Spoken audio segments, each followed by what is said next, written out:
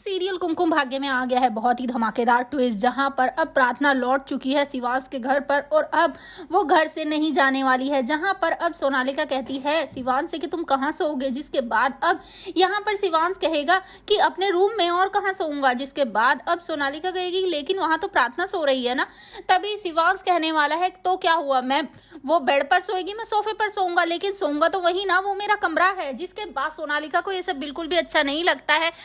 यहाँ पर ये लोग अब प्रार्थना को घर से नहीं निकाल सकते हैं, क्योंकि प्रार्थना की मां ने साफ साफ कह दिया है कि अगर तुम लोगों ने मेरी बच्ची को घर से निकाला ना, तो मैं जाकर सोनालिका के मम्मी पापा दोनों को बता दूंगी कि आखिर प्रार्थना और शिवांश की शादी हो चुकी है।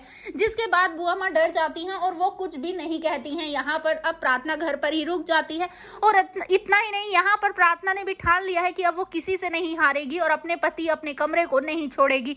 जिसके बाद अब वहां से उसकी मम्मा और उसकी बहन तो चली जाती हैं, लेकिन यहाँ पर प्रार्थना अब किसी से नहीं डरने वाली है। वह आपको बता दें कि यहाँ पर अब शिवांश कहेगा कि प्रार्थना अगर तुम मेरे इतने पास रहोगी ना तो मैं तुम्हें गले से लगा लूंगा। जिसके बाद सच में वो उसे गले से लगाने भी वाला है।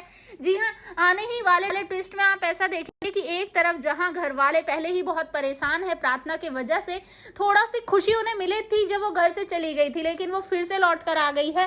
तो बुआ माँ के तो होश उड़े हुए हैं, क्योंकि वो तो बिल्कुल नहीं चाहती है कि प्रार्थना इस घर में रहे, और सोनालिका भी, क्योंकि जल्द से जल्द सोनालिका वो शिवांश के साथ शादी करना चाहती है। लेकिन जब तक प्रार्थना घर में है तब तक तो ये पॉसिबल नहीं है। वहीं दूसरी तरफ सीरियल में ये देखने को मिलने वाला है कि एक तरफ जहां सोनालिका परेशान है, तो यहाँ पर अब वो परेशान करने वाली है प्रार्थना को, उसे टॉर्चर करने वाली है, उसके साथ बहुत ही मिसबिहेव करने वाली है ताकि वो खुद ही इस घर से चली जाए। लेकिन इस बार उसे पता नहीं है कि उसका पाला किससे पड़ा है। इस बार मुंह तोड़ जवाब मिलने वाला है यहाँ अब सोनालिका को।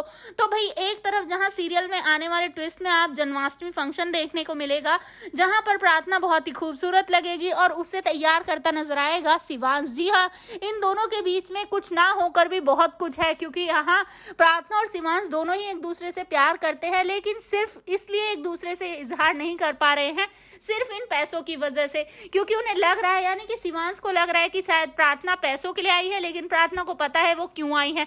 तो भाई सीरियल बहुत ही धमाकेदार हो चुका है। आप कितने एक्साइटेड आने वाले ट्विस्ट के लिए हमें कमेंट बॉक्स में बताएं। आप क्या चाहते हैं कि सोनालिका की जीत हो या फिर प्रार्थना की जीत हो, आप हमें जरूर कमेंट करें। ऐसी खबरों से जुड़े रहने के लिए आप हमारे चैनल को जरूर सब्सक्राइब कर लें।